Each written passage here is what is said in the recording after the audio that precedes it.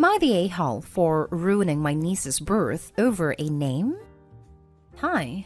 All names have been changed for obvious reasons. I, 29 female, was pregnant with my twins a few years ago. Unfortunately, only one baby survived. A little boy who we called Henry. And my daughter passed, we called her Daphne.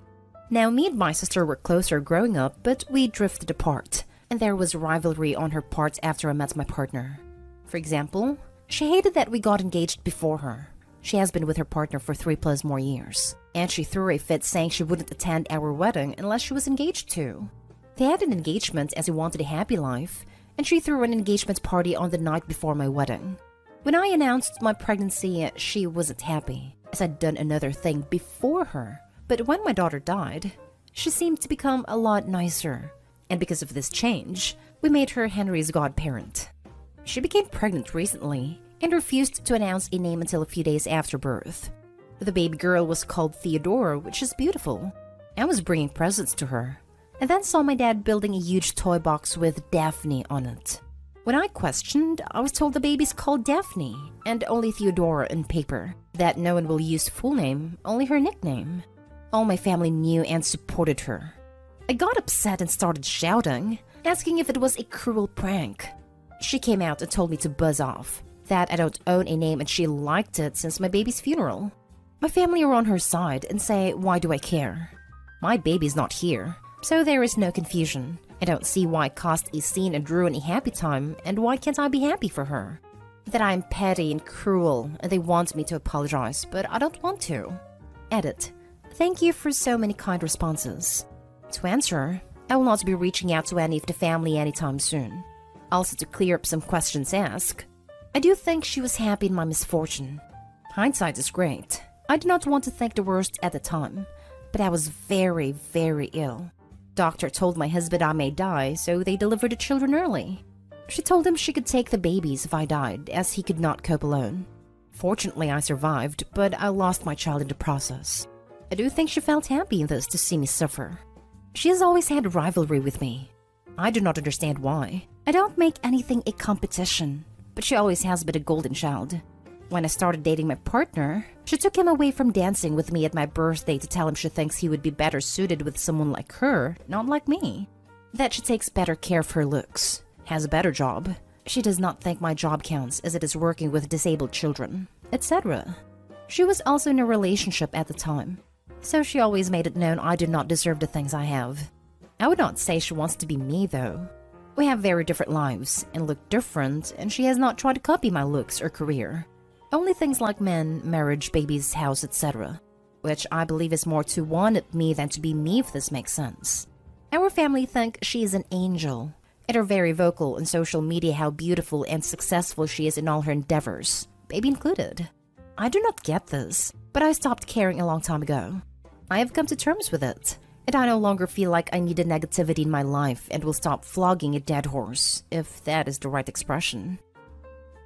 Now for the top comments. So not Dayhall. Especially her saying that she liked the name since your daughter's funeral. From all the names in the world, she chose this one. And the worst part is, it's not even the official name for the baby. I wonder if she didn't choose that name to hurt you. If I were you, I'd tell her to get lost and I would cut contact with her. She sounds toxic. Seriously, what the hell is this sick, twisted crap right here? Sister is disgusting, and OP is not Dayhall. I'm just about the least superstitious person on the planet, but naming your baby after a dead baby just sounds like you're tempting fate. Not Dayhall. What a cruel and tasteless thing to do. Throw the whole family away. Disgusting behavior. I'm sorry for your loss, and that you have to deal with such Nahal family. I lost a baby myself during pregnancy. It's a wound that will stay forever. Even though we weren't able to get to know them, they were / are still here. It's a complete different situation than when people call dibs on names. I'm sorry. I hope you can find peace far away from those people you have to call family. P.S. As it sounds, your sister was only suddenly nice to you after your loss so she can shine. Look at me, how much I care and do. She's the biggest a-hole. I also think one of the other comments was right in thinking that the sister enjoyed seeing something bad happen to OP. She couldn't be kind or supportive when she saw OP as winning, but she was happy to play perfect sister as long as she was sure Opie was suffering. She liked it since my baby's funeral. How does a person not stop and reevaluate their entire existence after something so grisly comes out of their mouth? Not the a-hole. That line in Opie's post made my jaw drop. Now for the next story. Am I the a-hole for how I reacted when my husband said he won't be with me when I give birth? My husband, male 33, and I, female 26, are expecting our first baby together. I have a scheduled C-section on Sunday, and my husband said he can't be there with me because he has a business trip that he'll be leaving for Saturday evening. He said he couldn't skip the trip even if he tried, and claimed that because he missed several work trips in the past 6 months, he's worried he might lose his job if he declined to go. I asked him if he could explain to them that you have a valid reason not to come, but he said his boss doesn't listen and doesn't care.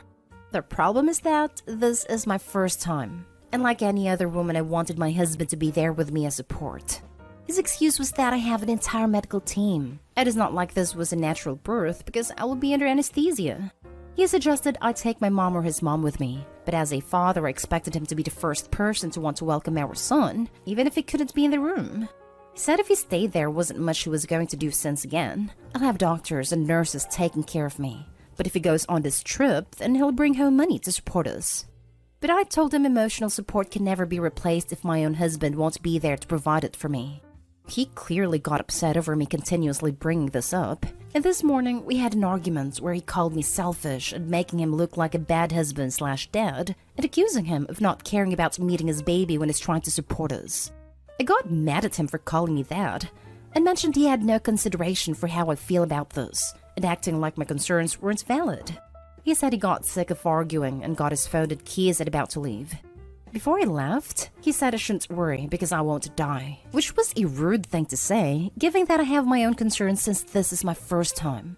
He texted me apologizing for what he said, but said I kept pressuring him, knowing his circumstances. Edited to add, the previous trips he missed were over his friend's wedding, his brother's welcoming party, and his cousin's trip. If he could skip work trips for these reasons, then I wonder why his child's birth isn't necessary enough for him to stay. Not day hall. There's more afoot here. If you were able to schedule your delivery, then he had advance notice of the timing and should have the time off already. And if it was last minute, like a natural delivery is, his employer knows that it's coming. And you don't need him just for the delivery, but for everything else that goes with it. Getting there, any prep that goes on, the delivery, and after delivery, the first days at home. I usually make a plea for fixing relationships, but this would be a deal breaker for me. If he truly believes delivery and infant care is something he can handle alone, then I think I'd call his bluff and change the locks. Yeah, strikes me as something more going on, too. Why is he prioritizing work so hard now? Because work is code for girlfriend would be my guess. Not the a-hole. Is he curing cancer? President of the United States' favorite bodyguard? Flying a shuttle to an asteroid heading for Earth in a last-ditch attempt to drill a hole, embed a nuclear warhead to break it up, and hopefully save all of mankind? If his job is nothing like that, he needs to find a spine and a new employer.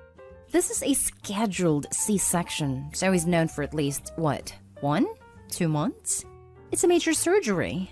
He should be there and has had plenty of time to stand up for himself and, frankly, start job hunting. This is the kind of scenario that usually puts things in perspective for people. Because the issue isn't just whether or not he's there for the birth of his child, it's a matter of the kind of father he's going to be.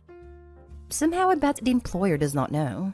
Most employers/bosses try to keep these kinds of things in mind. This would be divorce level for me. No time for someone who doesn't prioritize their family in literally the most important day of their lives. Honestly, this was kind of my dad, and I don't think my mom ever really forgave him for it. In their case, not birth, but I was hospitalized with the flu when I was 2, and my dad, 1, didn't cut his work trip short, and 2, didn't come to the hospital right away when he did get home, instead going straight to work to finish out the workday. He also decided not wanting to get fired. They didn't divorce, but they may as well have, the way they are now. Next story. Am I the a-hole for kicking my son out? My 64 male 21-year-old son, his then girlfriend, and their baby daughter recently moved to my city from out of state. I live in an expensive urban area, so I welcomed them with open arms into my home while they got situated. Everything was going smoothly, until 2 months in and my son was arrested on a probation violation on an underlying robbery charge. Although my son has a spotty criminal history that has caused some tension in our family in the past, his robbery charge is far and above anything he's ever done, and it puts a very bad taste in my mouth.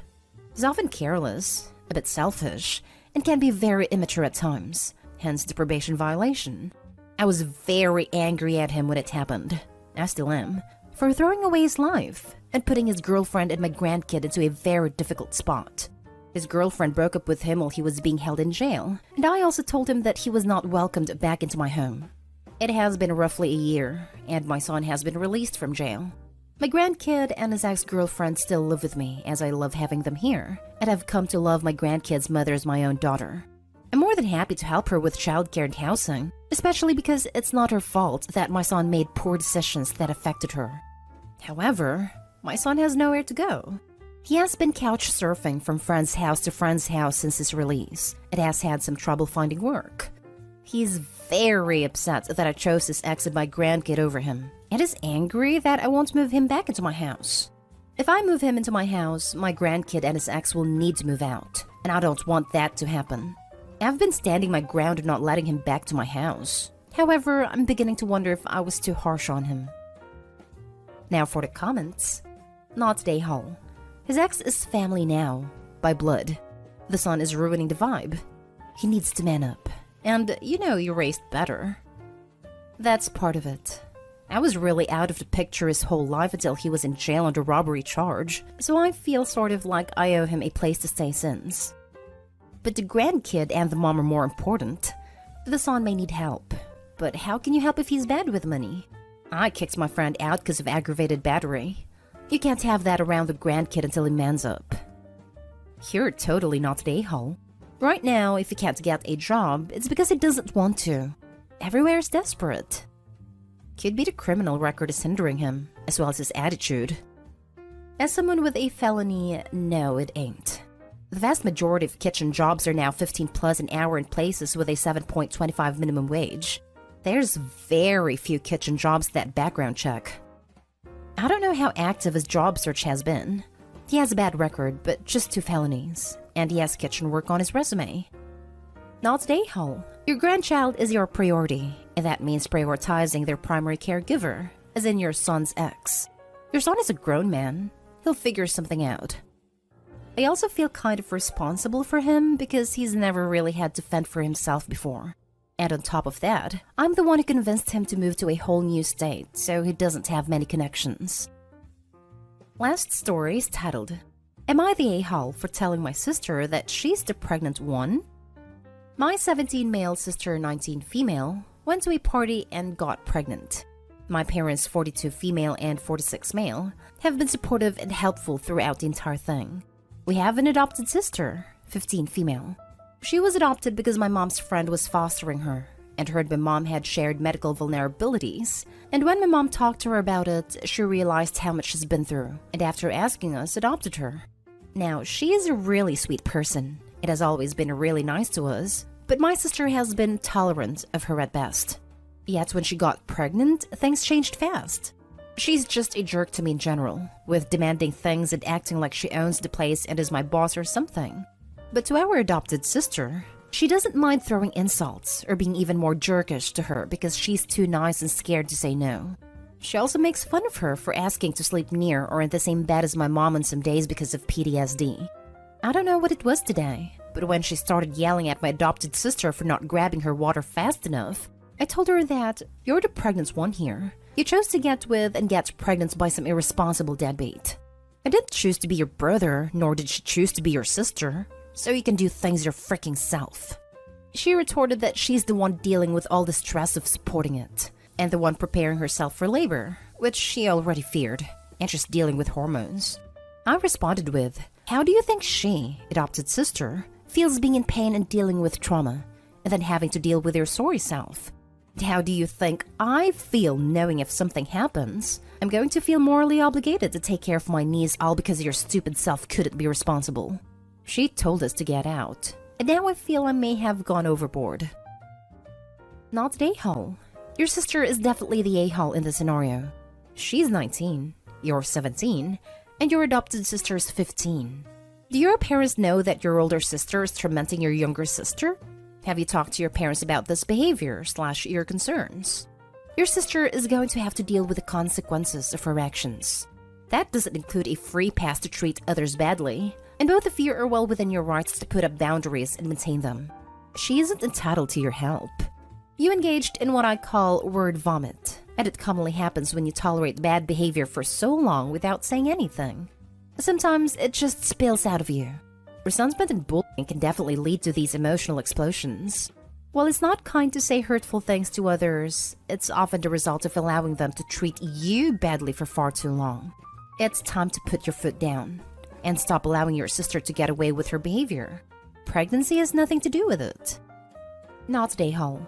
You need to sit down with your mother and tell her exactly how your sister is treating your youngest sibling. This kid has been through enough trauma without a spoiled oldest deciding that she is now a personal house servant. Not today, Hall. I don't care if you're pregnant or not. Who the heck taunts someone with trauma? Sounds like pregnant sister is an emotional vomiter. She's stressed, can't deal with it, and throwing her garbage on everyone else. It's hard being pregnant, I get it, but find help.